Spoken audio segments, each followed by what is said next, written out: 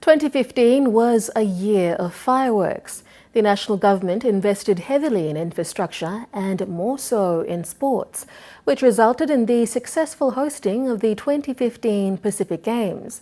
President of the Pacific Games Council, Vidya Lakan, described the Games as the best ever to be staged in the Pacific. Pacific Games was one among other international and regional events hosted by PNG, despite the global economic challenges that affected the country. Here is Bradley Gregory with this special report on the highlights of 2015.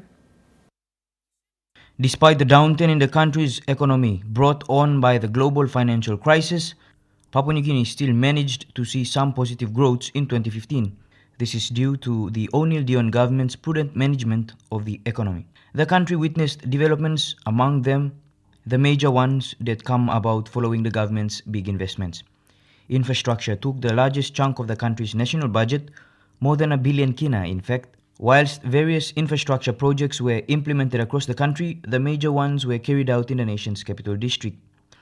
The recent being Port Moresby was playing host to major international events and will further host other events of bigger scale in 2016 and onwards.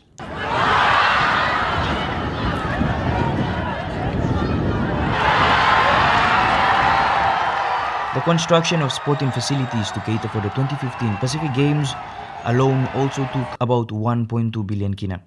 In May, Port Moresby played host to the Asia-Pacific Economic Cooperation Leaders Summit. The APEC Women Business Summit was also staged leading up to the Leaders Summit. A good number of business women within the APEC economies flew into Port Moresby for the event.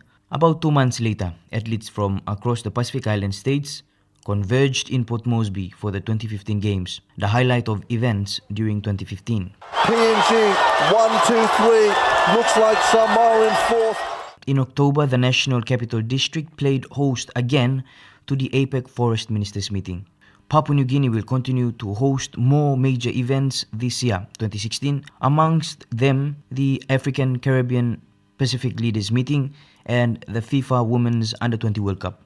Prime Minister Peter O'Neill said the eyes of the world will be on Papua New Guinea this year and beyond as the country hosts these major events. Bradley Gregory, NBC National News, Port Moresby.